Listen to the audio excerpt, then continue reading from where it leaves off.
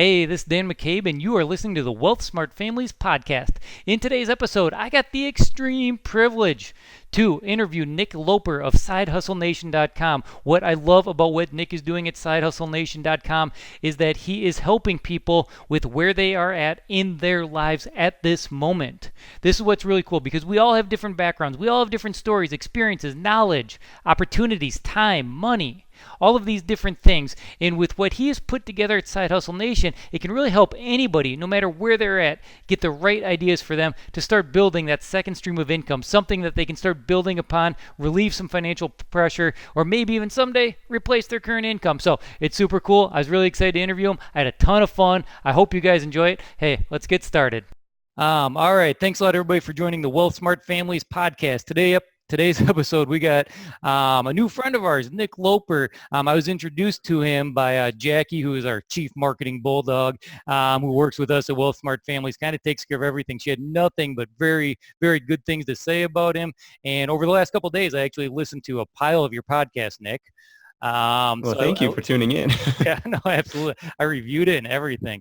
So check it out. There's a lot of good stuff on there. And Nick really falls into alignment with what we do with helping families, not just go out there and maximize the money they do have, but also, and he has a company called the Side Hustle Show, and his website is Side Hustle Nation, and it is about how do you start bringing in those additional streams of revenue. So I know he has a lot of cool stories he's going to be able to share with us. One thing is I was doing a little research. First of all, thanks for hopping on, Nick. You bet. Thanks for having me. Thanks to Jackie for the intro. Hopefully I don't disappoint. No, I'm sure you'll be good. So I already, as I was going through your website, you got this one really cool thing on there that I liked, and I'm totally going to maybe steal at some point, but it's 25 facts about Nick. So I noticed one thing on there. I think you and I got our entrepreneurial journey started out the exact same way with baseball cards. Nice. So, I think this is like the quintessential, like aside from maybe the lemonade stand, this is like the yeah. next best thing, like Yeah. selling baseball cards at the end of the driveway.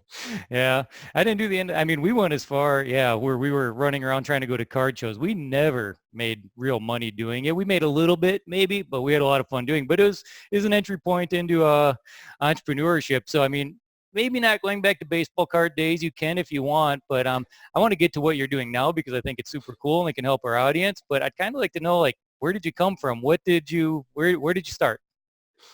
You bet. Well, I will share one story from the baseball card days, and that comes from my dad. So we would get like the Beckett magazine, and we'd be like going through like the price guides on all these different cards, and I'd like be bragging to dad, like, oh, this one is worth $15, this one's worth $10, and he's like, it's a piece of cardboard. Like, it's only worth what somebody is going to pay for it. Like, if you can find somebody to go pay $15 for it, like, then it's worth $15. So like that kind of stuck with me. It's like, oh, it's not real money yet. It's kind of interesting. But from there, it was painting houses in college with kind of a college painting internship program where they, assign you a zip code, they assign you a territory and say, all right, go set you loose, go paint as many houses as you can. Well, they really teach you sales in that too, don't they? It was primarily a sales internship. Right. And then, of course, you're dealing with hiring and firing and customer support and estimating jobs. It was really a formative experience for me because up until that point, like, life was relatively easy, and then all of a sudden to hit this screeching wall of like reality, like, oh, you're not that good at this stuff. Like, this stuff is really hard. A bunch of 19-year-olds with paint sprayers, like anything that can go wrong does go wrong. But that was really, really important for me to have that dose of humility and to have the stomach to kind of push through those hard times, to make things right when we screwed things up, and to come out the other end stronger because of it. And so the company, it was called College Works Painting. And at that time, at the end of the summer, they posted on their kind of like company internal blog, like, if you've made it this far, we're sorry, but we've probably ruined your life. And I was like, well, let me click on this.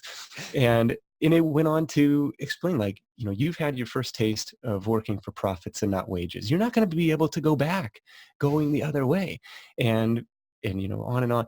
And I was like, all right, this is, you're probably onto something here. You're probably right. So that was kind of a really formative early entrepreneurial experience for me. Oh, yeah, I get it. Yeah, my first college job, I was leasing retail space, and I was commission-based while I was in college. And then as I graduated college, they really liked me, so they wanted to give me a salary. And I was like, yeah, about that. So now I'm used to the commission thing where it looks like I can make more money and work less hours and you don't control me. But yeah, it's so that's kind of where it all started. Now you've got Side Hustle Nation. I read on your website that you did have a corporate job at some point, right? I did. I spent 3 years in corporate America slinging parts for Ford. At least that was one part of the job on the service and parts side of that business on the kind of the bottom rung of this 100-year-old automaker. The car business is fascinating. Like loved all Yeah, the people that I work with.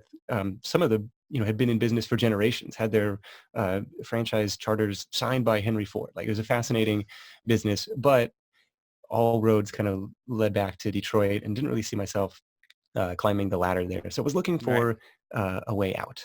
hmm So is that when I mean, you made the jump to entrepreneurship? Was it an immediate jump, like just rip off the Band-Aid and go, or was it kind of a gradual jump where you started? I mean, it sounded like you started a little gradually, evenings, weekends kind of deal, and then graduated totally ripping off the Band-Aid. But why don't you tell the story and how that went and how you ultimately decided to make the complete leap?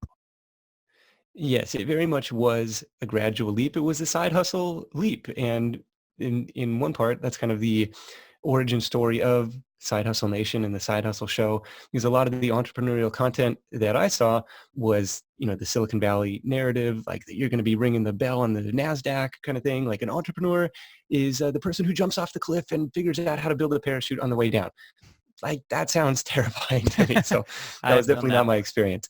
It was building something up slowly on the side, nights and weekends, until it got to the point where it was covering at least my expenses. I don't think it was to the point where it was fully matching my day job salary by the time I decided to cut ties. But what that business was, this was my first foray into the online world, was a comparison shopping site for footwear. And this Mm, was back in the days when comparison shopping was much more of a thing. Like, hey, where can I find the best price on, this the same product is available on a dozen different websites. Who's got the best price? Like that was the model, except only in the footwear niche. So it would collect commission from Zappos and Amazon and some of these other footwear retailers. Nowadays, I think that business would be a little bit more difficult to start because half of all product searches start on Amazon instead of on Google like they used to. So my sure. theory was by having shoes in the URL, the original version of the site was called shoesrus.net.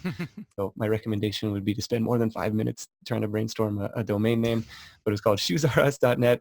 And that was the beginning. Is very reliant on that search traffic and specifically paid ads. Yeah, absolutely. How long ago was that?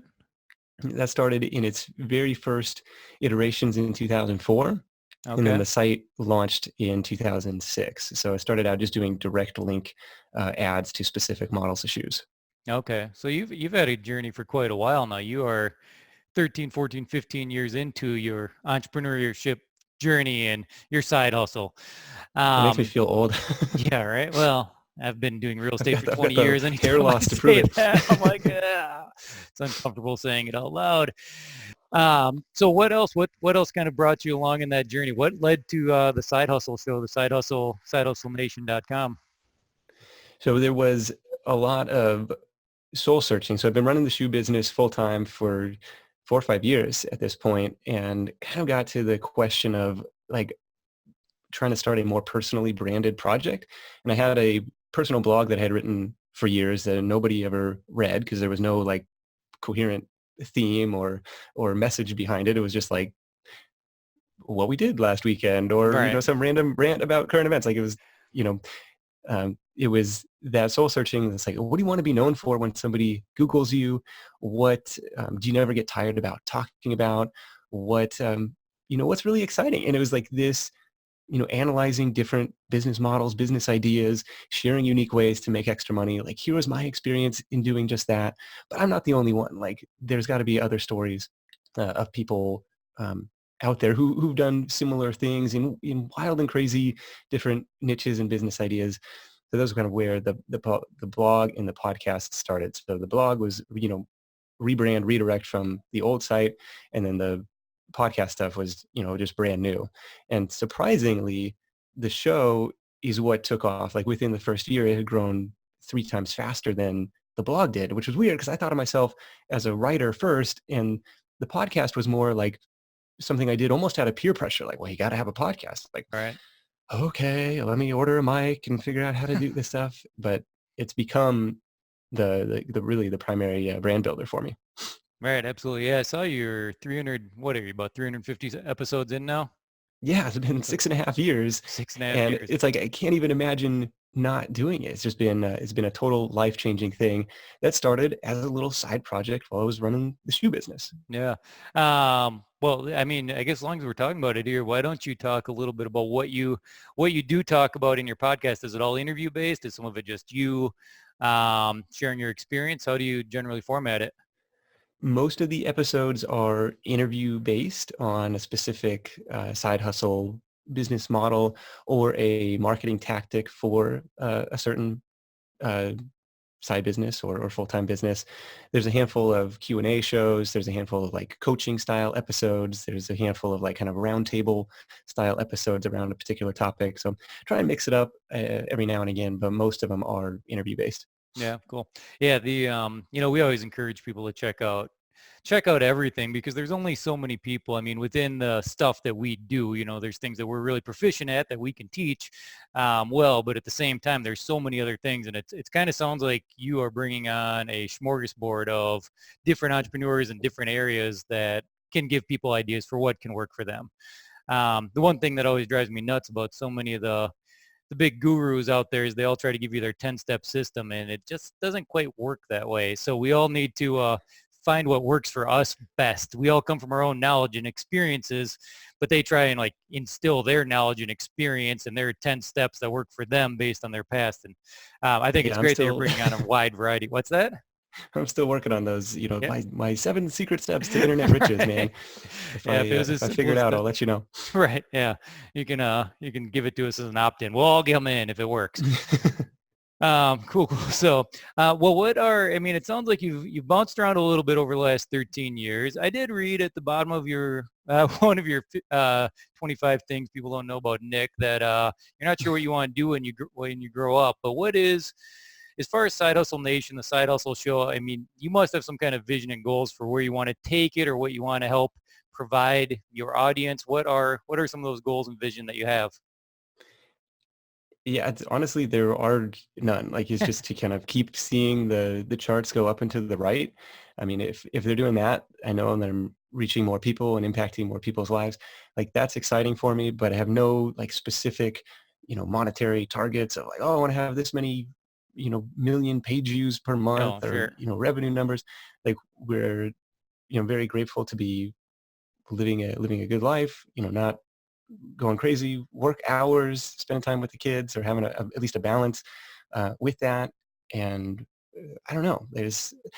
Maybe I should flip that around. It's like, where do you do you have like, oh, okay, by Q2 I'm going to be at this level, something like that. No, yeah, I think, that wasn't necessarily where I was taking that question, but it's kind of, I can see where it sounded like that, but it was more, what are some of the goals you have for the people that come into your world? Like, how do you try to impact them? Is it just by giving them different ideas? Do you provide different kinds of materials, things for them? Or is it just really, I mean, it sounds like you really just help provide a lot of conversation and ideas, and people are going to take what they need to hear.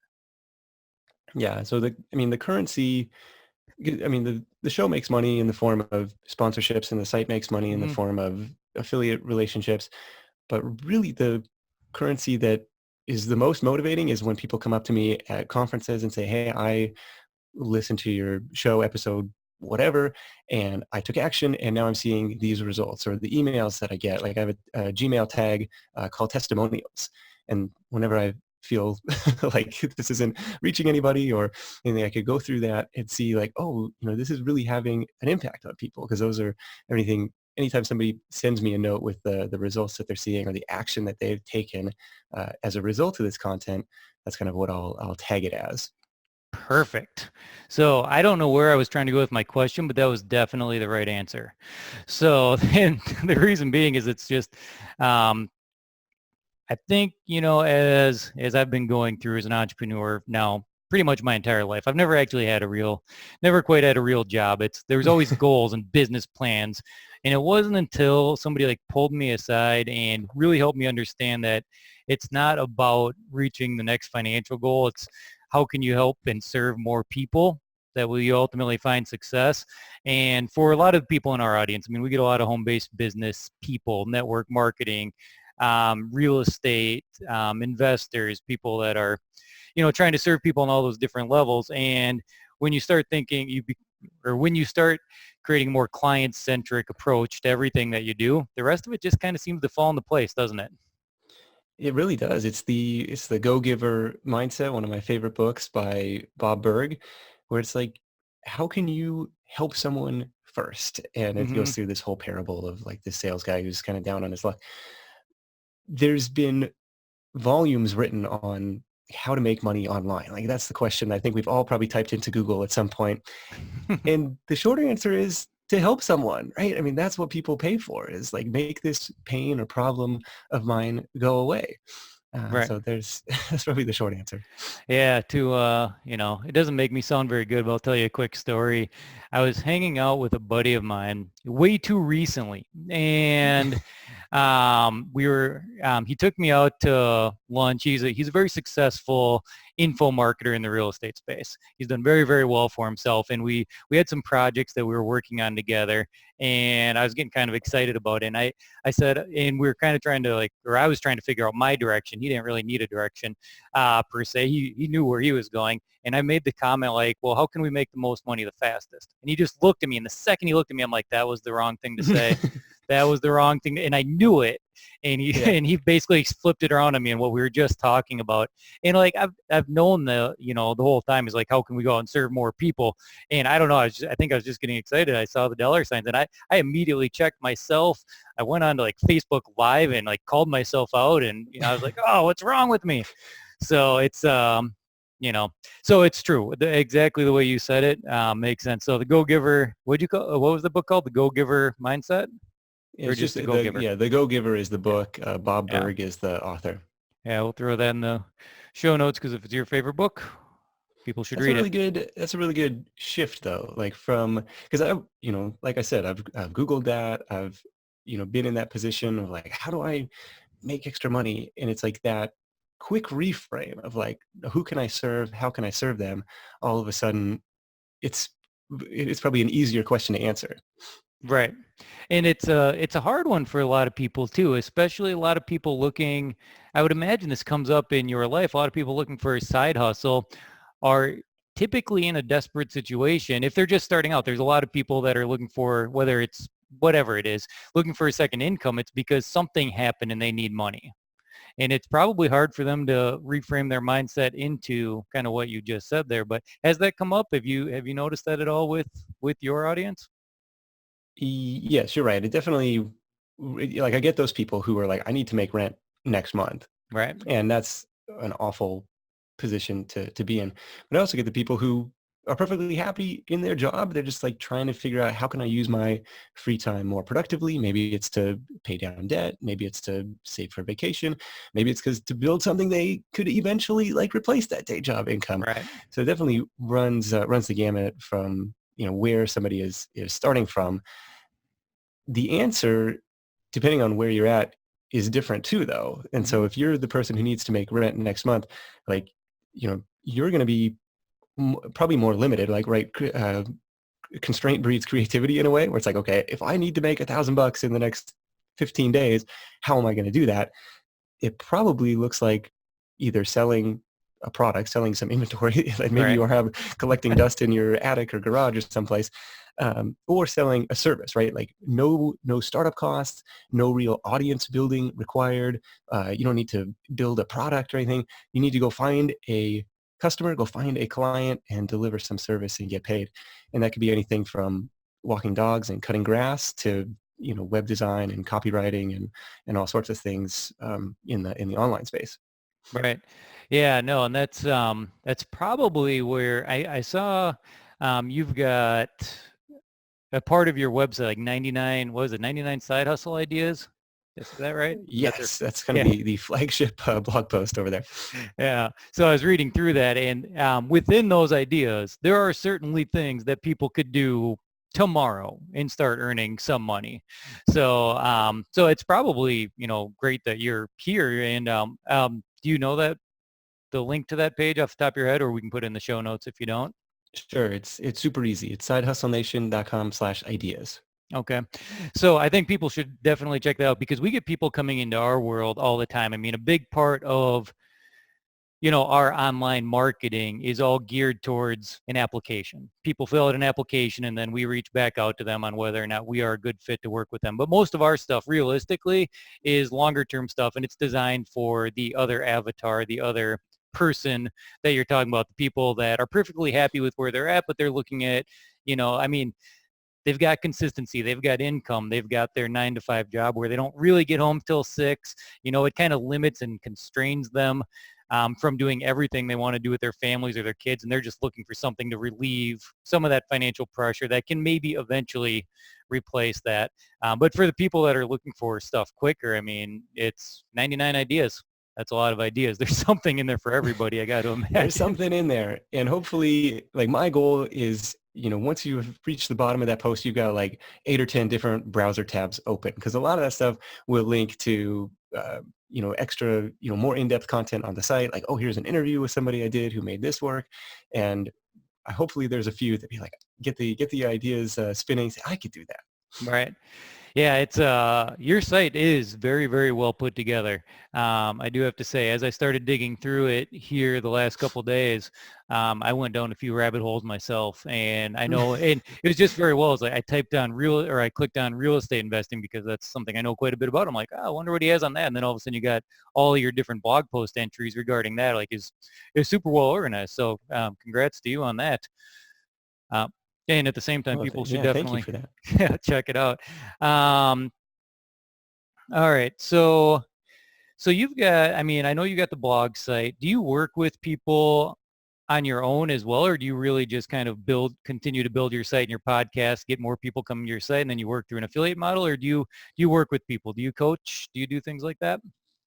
I have tried to say no to that stuff in the last couple years, Sure. and the reason it was a bigger piece of the revenue pie a few years ago. And in fact, there's kind of a focus, like try to build up the coaching consulting side of the operation. But I found it really kind of stressed me out, like this All right. one-on-one, like hours for dollars, like what was the amazing breakthrough takeaway that we had from this conversation? And so I found I didn't love it. And so have kind of like buried that stuff on the website a little bit. If somebody really, really wants to have a call, like we can make that happen, but not a focus today. Trying to do Right. the more time leveraged stuff, as it were. Yeah, and and I agree with you. I used to do a lot of one-on-one coaching, and we did some pretty expensive high-ticket coaching stuff that was pretty expensive. And I learned, a lot of the information we're giving and a lot of the information that I'm sure you would be giving people coaching. I bet you have a lot of it on your website and you talk about the stuff pretty freely. I've learned that people that come in and pay for coaching a lot of times, um, just because they spent a lot of money didn't mean they would necessarily go do all the stuff. And then I found it stressful because sometimes as a coach, you want it Yeah. for them more than they want it for themselves. Yeah. And And you're like, no, no, no, you got to take action in between the calls. right, you got to do this stuff. Like, yeah, I mean, we would like, I felt like part of ours, we would have to lasso them and like drag them through a deal and be like, this is how it works. You're working with this person. This is how you're getting the money. And, it ended up being more work than just going and doing the deal. So, I mean, I completely agree with you on how that works. Like, we still want to help people. And the reason I asked that question, though, is I was just kind of curious if you had any cool stories you could share around other people that whether you worked with or people that came through your site that you've heard of that have made some kind of, and well, you talked about it. People send you an email about the impact that the stuff you had in their lives. Do you have some cool stories or some favorites of some cool things that happened with people that follow you? Yeah, there's been a few. So one, um, actually a couple, maybe 3 years ago, man, it's been a while, was an episode we did on merch by Amazon, which is a print-on-demand T-shirt service that's run by Amazon, where you just like upload these digital files, upload your designs, Oh, cool. and type in your keywords and set your price, and Amazon does the rest, like free Prime shipping eligible. And so that was a really popular episode because it's like, well, shoot, I can think of witty sayings to put on t-shirts. Like, this doesn't sound that hard. The drawback to this is, Amazon's data is very transparent. So once you have a t-shirt that is selling well, and all it is, all like your entire intellectual property is that design, like, it's super easy for somebody to rip that off. So it's kind of like you kind of have to constantly be on the hunt for the next big thing.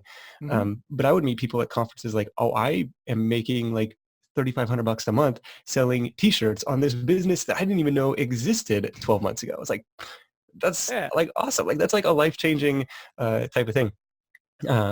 I met, and you meet people kind of in the blogging space, like, oh, I listened to these specific episodes about starting an online business, starting a blog, and I took action, and now, like, you can kind of see the traffic growth and the revenue growth in their cases. I'm trying to think of another one from recent archive. We did a kind of a Where Are They Now episode, a catch-up episode with a previous guest. This is one of my favorite side hustle stories because the guy started out with a straight-up service business. He was fixing motorcycles for customers in his garage, like in his spare time. Um, his stroke of genius, in my mind, was when he started filming himself doing the repairs and posting that stuff on YouTube, like segments of it. Like, Mm-hmm. here's how to fix such and such problem on this model of bike. And then what he started doing after that was like selling the full engine rebuild videos as like digital downloads or like streaming videos for 15 to 30 bucks a piece. And the first time we talked, half of his revenue was coming from turning wrenches and half of his revenue was coming from selling these digital products. When we caught up 3.5 years later, just recently, he was like not taking client work anymore. He's like, yeah, I'll buy a project bike every now and again to like, get some new content. But like, well, I'm not like trading hours for dollars. Like, not only is my business 5 times bigger than it was when we last spoke, but now it's like 99% like time leveraged or passive, like Yeah. based on YouTube ad income and these digital product sales, affiliate income. I was like, man, that's crazy. Because on the surface, this is like a straight up blue collar service business that you've managed to turn, a complete 180 on. I was like, it was a really inspiring one for me. Yeah, yeah, I'm that guy too. Whenever I need to fix I actually did it earlier this week. I need to replace the headlight on my pickup truck, and I like Googled it. So somebody showed me how to do that. Somebody probably made a few cents off of me watching their video on how to replace the headlight Yes. on my pickup truck. So that's awesome. Yeah, there's so many cool, unique stories out there, and I think one of the biggest things people need to realize, especially a lot of people that have been stuck in the corporate world for a long time and have those proverbial golden handcuffs, is that it is possible. And there are these unique stories, and it kind of takes, I mean, for that guy, it was kind of an idea, but it was just something he was doing. I bet when he started filming videos, it wasn't with an intent of making a lot of money out of it. I would assume it was, with the intent to drive business to his service-based business. I don't know. Did you guys Yeah. ever talk about that? I'm kind of curious. I don't No. know. I should ask him, like, what Yeah. was the long-term game plan here? But it's kind of this idea of working in public, Mm-hmm. and that establishes your credibility, your expertise. Another case study is Paul Miners, who has set up his shop as an Asana consultant, as a pipe drive consultant, kind Mm-hmm. of like hitching his cart to a rising tide of interest in these kind of like up and coming software tools, and working in public, creating content about that on his blog, on YouTube. And when people come back to his site, they say, he's kind of like teaching, hey, if you want to do it yourself, here's how you can do it. Mm-hmm. If you want me to train your team on how to do it, hey, I'm available for hire, and here's my rates. And so it's like, man, within just a few months, like, he was able to quit his job and do that kind of location independent virtual freelance type of thing full time. So another Right. inspiring example. Yeah. Yeah. I learned that years ago, getting into kind of the speaking industry. I used to go around and do speaking on different real estate and entrepreneurship type stages. And that you could always, I mean, just give everybody everything, because the people that want the additional help and want to hire you are still going to help, or still going to hire you. Some people still want that additional support, but it's like the working in public thing that you were just talking about. They're just going through, like, I'm going to tell you exactly how to do this. You want to go do it? Go do it. And Yeah. yeah, it certainly builds that credibility. Um, all right, so I'm gonna say, sidetrack for just 1 second here, and then I'll give you a minute here to think about. I'm going to ask for kind of your number one piece of advice for people who are looking to get started here in like 30 seconds. But I want to tell you about this just for fun here because it's relatable to you and something I saw on your website. So sounds like you are still a Seattle sports fan. So Yes. yeah, for some reason, I don't know why. I live in Minnesota. I grew up 10 minutes from the Vikings stadium. My son is a diehard Seahawks fan. So Oh, we geez. went to Where did he go wrong? I have no idea. But so last year we actually we took the pilgrimage out to Seattle and went to the Minnesota Vikings Seattle game, and I Okay. got to be a 12th man and get all the T-shirts and had a blast. And actually this weekend, coming up here in a few days, we are leaving at like 5 in the morning on Friday and doing a mini road trip. I love road trips. It's just kind of a weird thing about me. Okay. But I should put that on my site whenever I list my 25 things. But we're doing a mini road trip to Cleveland just so we can see the Seahawks play.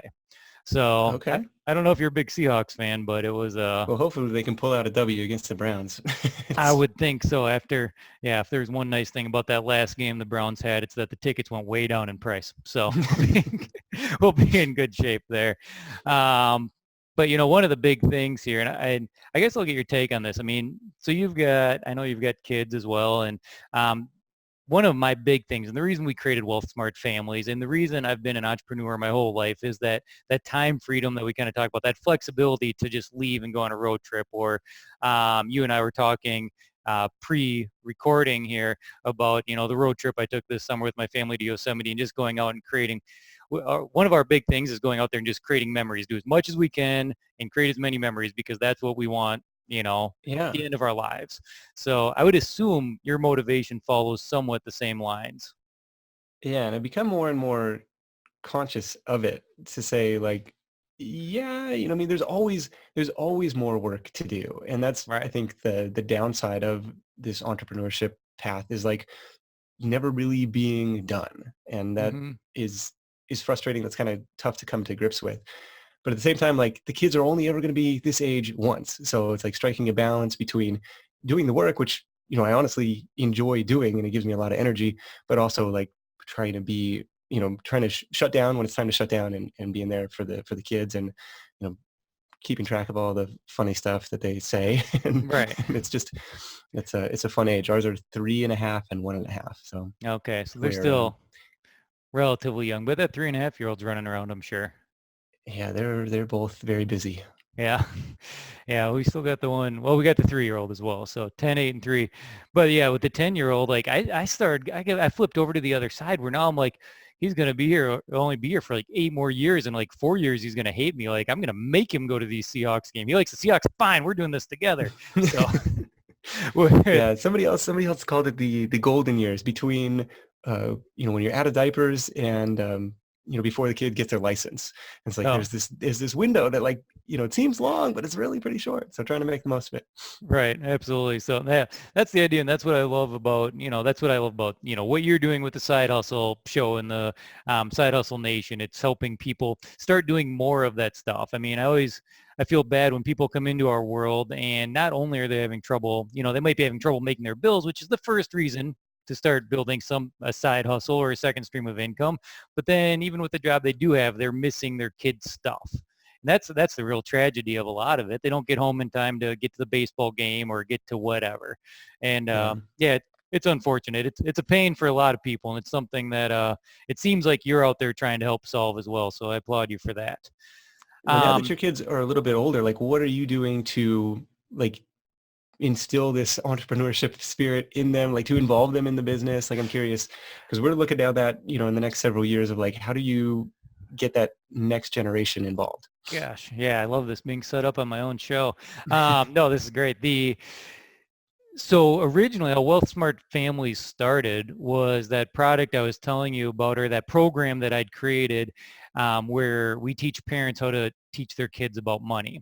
Now, I never set out to create a product with that.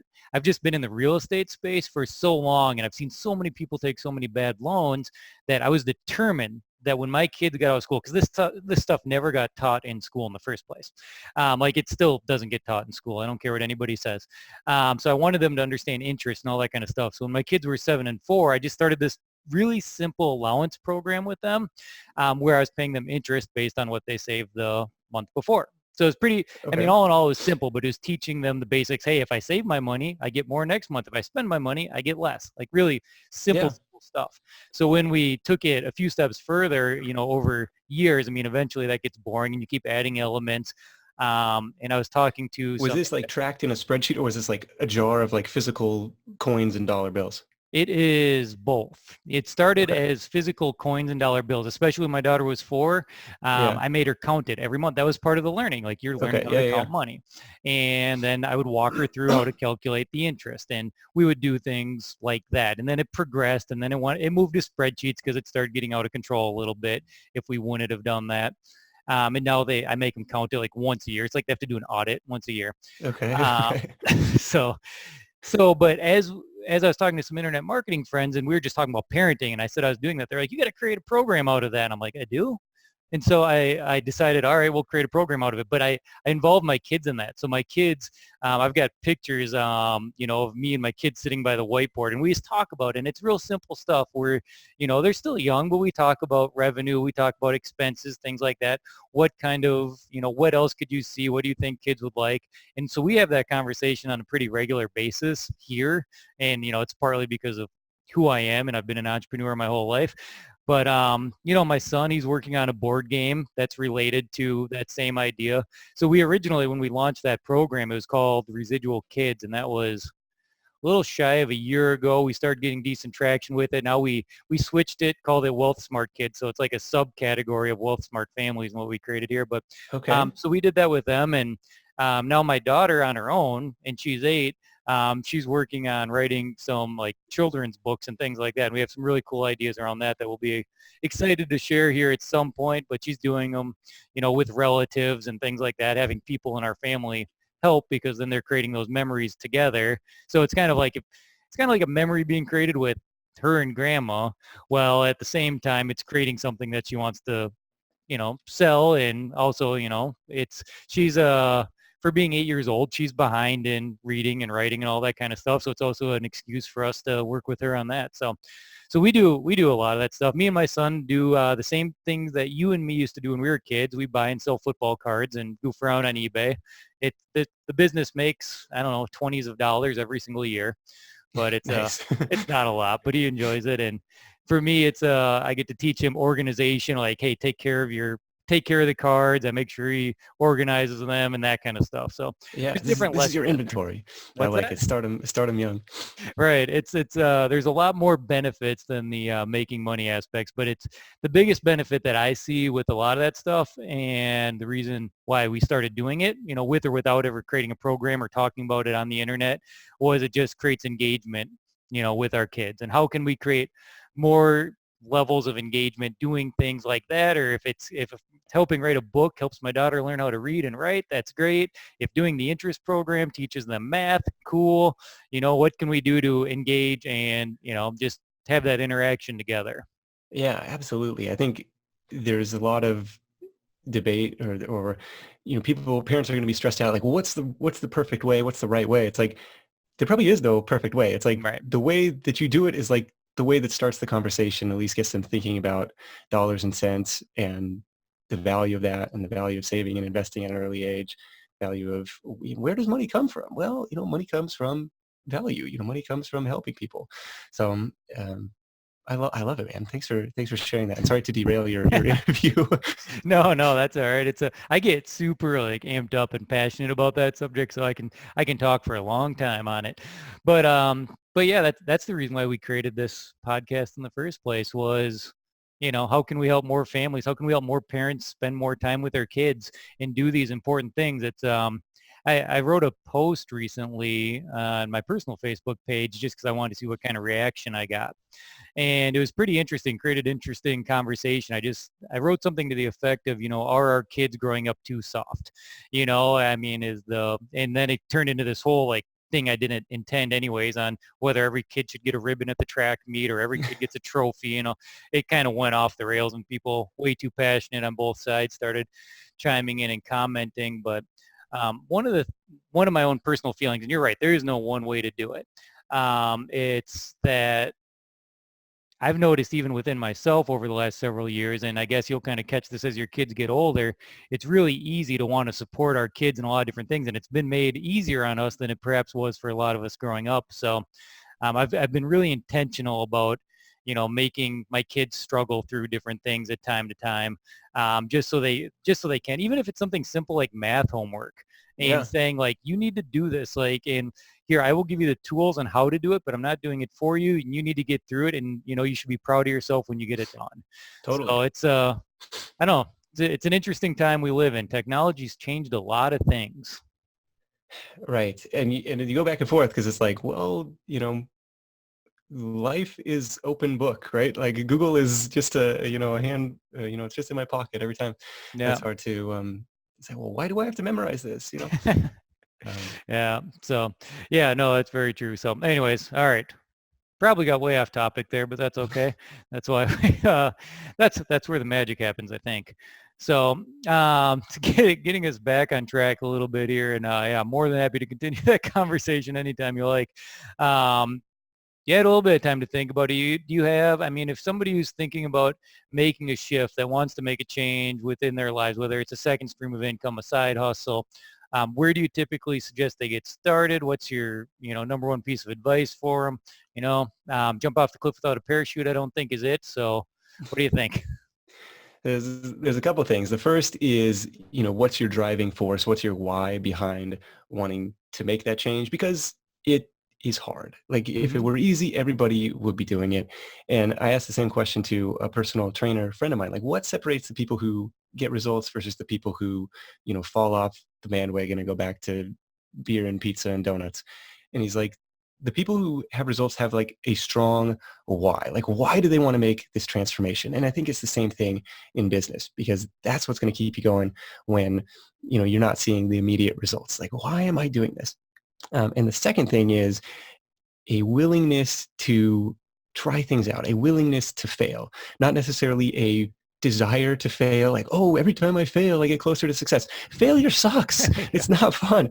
But there is something to that in positioning it in your mind as an experiment and saying, kind of putting on the lab coat, putting on your scientist hat and saying, okay, I have this hypothesis. This is what I want to test out, put out into the world, see what kind of reaction it gets. And then I can adjust course from there or start another experiment. And the experiment, the result may be like, it's working, but I don't really like doing this. Okay. Hmm. That still, gives yourself permission to pivot. And I think that lessens the sting of failure because the scientist doesn't view it as a failure. They're like, oh, well, the experiment didn't work as I expected. Okay. On to the next thing. Right.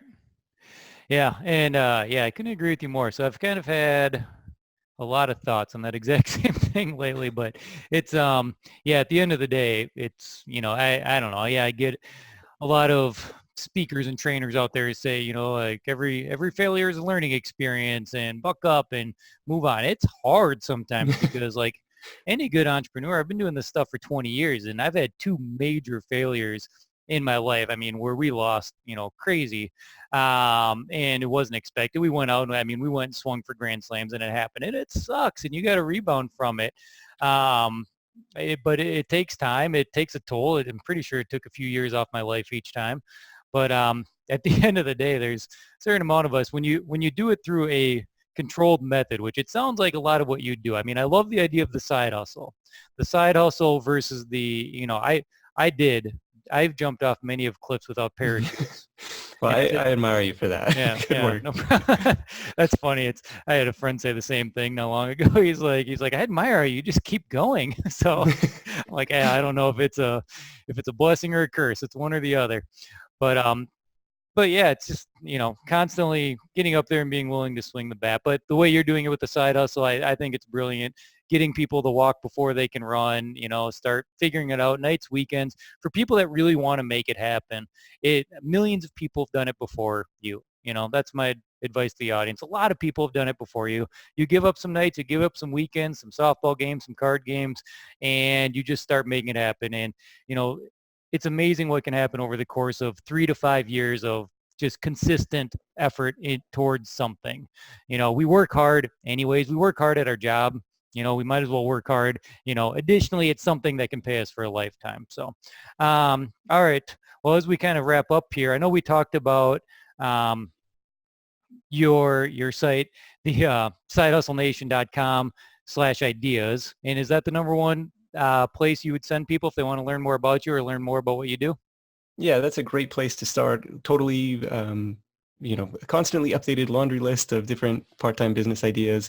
Hopefully that spiders you into those 8 or 10 different open tabs and saying like, I could do that. Mm-hmm. Of course, we'd love to have you tune into the Side Hustle Show, which is like we talked about, new part-time business ideas every week or the specific marketing tactics to grow those businesses. Yeah, that's awesome. And like I said, I definitely recommend that. So listen to quite a few of them over the last few days. So, well, I appreciate you hopping on, Nick. If you got anything else you want to say, now's your time. Otherwise, we'll go ahead and get wrapped up here. We are all good, Dan. Thank you so much for having me.